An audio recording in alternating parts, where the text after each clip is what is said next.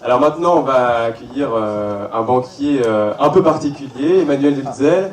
Alors, il est diplômé de Sciences Po, il est passionné par la Chine et par Star Wars. Et il a rejoint BNP Paribas donc en 1996. Après 6 années au sein de la banque d'un monde qui change, il se donne l'ambition de faire de BNP Paribas la banque qui change le monde. En 2005, il crée donc le département microcrédit, qui a pour but de refinancer des institutions de microfinance qui elles-mêmes aident les 500 millions de personnes qui sont exclues du système bancaire classique à avoir accès au crédit et donc à créer leur micro-entreprise. Et en 2012, nouvelle étape, il crée un département d'Impact Investing pour développer le financement de l'entrepreneuriat social et solidaire en Europe. Alors, il manie aussi bien les comptes de résultats que les proverbes chinois. Je vous prie d'accueillir Emmanuel Delzel.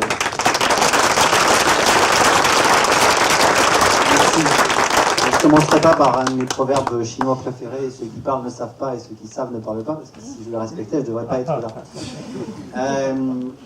Oui, je suis ce qu'on appelle un intrapreneur social, c'est-à-dire quelqu'un à l'intérieur d'une entreprise qui essaye de faire bouger la grande entreprise. Quelqu'un tout à l'heure que j'ai vu quand je suis arrivé m'a dit « tu fais bouger le mammouth ». Et c'est vrai que BNP Paribas, c'est une très grande entreprise de 200 000 personnes. Et c'est pas tout à fait facile de faire bouger une boîte de cette taille-là. Alors, quelles ont été les recettes de succès pour en arriver à ce que vous voyez ici, et l'aventure n'est pas encore tout à fait terminée. En fait, j'ai eu la chance de transformer mon hobby en job. J'ai commencé dans la microfinance comme bénévole de l'ADI. L'ADI, c'est une institution française de microfinance. Et j'ai en fait entraîné quelques-uns de mes petits camarades qui avaient envie de faire la même chose, c'est-à-dire d'accompagner des créateurs d'entreprises de l'ADI. Donc au départ, on était une petite dizaine. On a monté, c'était même pas une association, c'était un groupe informel qui s'appelait Jacadi, pour J'accompagne les créateurs de l'ADI. Aujourd'hui, ils sont 600 en partenariat avec plus de 20 associations. Et on a répliqué la même chose à l'international. Donc ça, c'était ma carrière de bénévole. Puis après 2 ans, j'ai eu l'idée en fait que c'était pas seulement un sujet de bénévolat, mais que c'était peut-être aussi quelque chose qui pourrait être intéressant pour la banque et en mode business. Alors, cette idée a germé dans ma tête et il a fallu 6 mois pour arriver jusqu'au sommet de la hiérarchie. En fait, j'ai commencé, c'est un peu l'idée de l'étincelle qui met le feu à la plaine, pour reprendre une formule du président Mao. J'ai quelques études de chinois, donc je ne peux pas m'empêcher de citer celle-là. Au départ, donc, mon idée était toute simple. Nous, grande banque internationale, présente dans 80 pays, eh bien, nous faisons du financement de microfinance seulement en France et avec l'ADI, alors que la France ne représente que 0,01% de la microfinance mondiale. Pourquoi on ne s'intéresse pas aux 99,9% restants?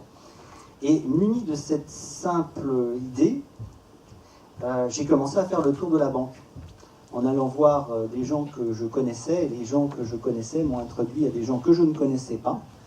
Généralement, ça commençait par « je vous reçois pour 10 minutes parce que vous m'êtes introduit par un tel », et puis après 1 heure, la personne me raccompagnait en me disant « c'est une superbe idée, il faudrait que la direction générale décide sur le sujet, allez voir un tel et un tel de ma part ». Et c'est comme ça que je me suis retrouvé devant le comité exécutif au grand complet, moi qui venais du middle management, et que donc en juin 2006, devant notre directeur général Baudouin Pro, donc j'ai fait une présentation. Il a commencé en disant vous avez 10 minutes, une demi-heure après j'étais encore là parce qu'il y avait tous plein de questions. Et donc le projet a été approuvé et vous voyez les résultats ici. Alors, ça ne s'est pas fait évidemment sans difficulté, il a fallu un petit peu enfoncer les portes, il a fallu surmonter les 2 montagnes que sont l'inertie et l'ignorance, parce que dans des grandes entreprises, il y a beaucoup d'inertie. Pourquoi est-ce qu'on va changer les choses, puisqu'on est très bien là où on est? Et puis l'ignorance, parce que la plupart des gens, enfin c'était avant le prix Nobel de Mulhouse, donc la plupart des gens ne savaient pas ce que c'était que la microfinance. Mais on a réussi à y arriver. Donc vous voyez le bilan après 7 ans, donc avec 40 institutions financées, 1,5 million de bénéficiaires, ça veut dire en comptant les familles 10 millions de personnes. Et l'aventure continue, puisqu'il y a un peu plus d'1 an maintenant, on a lancé le projet entrepreneuriat social qui vise à financer des entreprises sociales dans les pays du Nord, donc dans nos 4 grands pays européens qui sont France, Belgique, Italie et Luxembourg. Et donc aujourd'hui, ça n'est qu'un début, hein, le combat continue. Alors, on m'a demandé de vous donner quelques idées, quelques conseils pour les jeunes. Il y a une slide suivante. Ah, c'est merveilleux. Ah voilà, c'est très bien. Quels sont les moteurs pour faire bouger le monde? Alors, très clairement, le premier moteur, les Grecs parlaient de enthousiasmos. Enthousiasmos, ça veut dire avoir un dieu en soi. C'est être possédé par un dieu. Alors, je ne dirais pas de nos 2 amis si c'est Dionysos, ou si c'est le dieu du vin, ou si c'est Apollon, le dieu de la beauté, qui les a menés, mais j'étais très très épaté par l'enthousiasme de nos 2 amis. La capacité de déplacer les montagnes. La deuxième chose, c'est l'audace. Quel âge avait Napoléon quand il est devenu général? Est-ce que vous savez? Il n'avait pas 30 ans.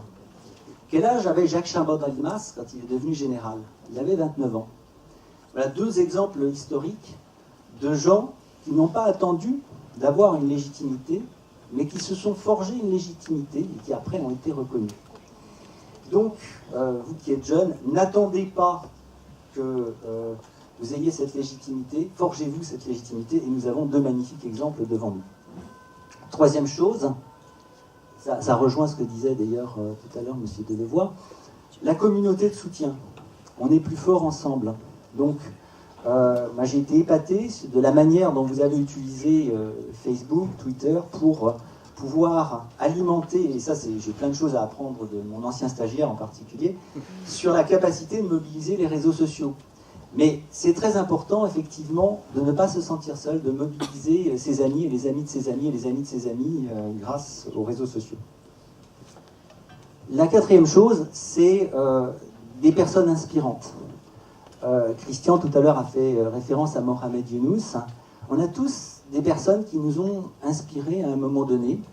Dans mon cas personnel, il y a 2 personnes qui ont été extrêmement importantes dans mon parcours d'intrapreneur ou d'entrepreneur social, qui ont été donc Maria Novak, la fondatrice de l'ADI, et au niveau international, Bill Drayton, le fondateur d'Ashoka. 5e aspect, c'est de toucher des sponsors. Toucher des sponsors, c'est pas seulement une question de sponsoring financier. Évidemment, c'est pas un banquier qui va vous dire que l'argent c'est pas important. Mais beaucoup plus important, c'est le sponsoring moral. Je pense que le fait que M. Delevoye ait sponsorisé nos deux jeunes, c'est quelque chose qui compte énormément pour eux. Et aujourd'hui, moi qui ai passé un petit peu la cinquantaine, je pense que j'ai effectivement un devoir d'aider, d'accompagner des jeunes qui sont effectivement en recherche de sponsors. Donc moi, dans mon cas personnel, très clairement, un premier sponsor important, ça a été Maria Novak. Un autre sponsor important qui a joué un rôle extrêmement discret, c'était Jacques Delarosière, qui était le conseiller de Michel Pébreau, donc notre président, et ancien donc, directeur général du Fonds monétaire international. Je pensais, quand il m'a ouvert la porte de son bureau, qu'il allait m'accueillir un quart d'heure. 1h15 plus tard, il m'a dit c'est un très beau sujet et je vais vous soutenir. Et puis la troisième personne, ça a été François Debiès, qui a été mon patron pendant des années et qui avait une connaissance à la fois de l'interne, mais une très très forte motivation également pour les sujets d'entrepreneuriat social. 6e point, je vous rassure, on est bientôt en bas du tableau. 6e point, c'est planifier l'action. Et là, je dois dire que nos 2 amis m'ont vraiment épaté, parce que, Jonas était mon stagiaire à ce moment-là, donc je les voyais en train de préparer leur voyage, avec une minutie, une précision. Et ça, c'est une leçon pour tout entrepreneur en herbe. C'est qu'il ne suffit pas d'avoir une grande vision, mais après, il faut savoir compter. Il faut savoir faire un business plan et aller dans les détails du business plan. Donc, cette question de planification de l'action, c'est quelque chose d'extrêmement important. Et puis, 7e point, c'est passer à l'action sans attendre. Parce qu'on a tous des peurs de l'échec. On a tous des hésitations, ce que les Américains appellent la procrastination, la tendance à remettre au lendemain. Il faut pas remettre au lendemain, il faut passer à l'action immédiatement, il faut surmonter cette peur d'agir, parce que, et ça va se passer justement si on est entouré de gens qui vont nous aider justement à incuber nos projets. Alors je vais terminer avec une phrase inspirante qui n'est pas de moi. Je suis franco-allemand, donc je vais me permettre de citer un certain Goethe, qui écrivait « Tant que nous ne nous engageons pas, le doute règne. La possibilité de se rétracter demeure et l'inefficacité prévaut toujours. Dès le moment où l'on s'engage pleinement, la Providence se met également en marche. Pour nous aider, se mettent en œuvre toutes sortes de choses qui, sinon, n'auraient jamais eu lieu.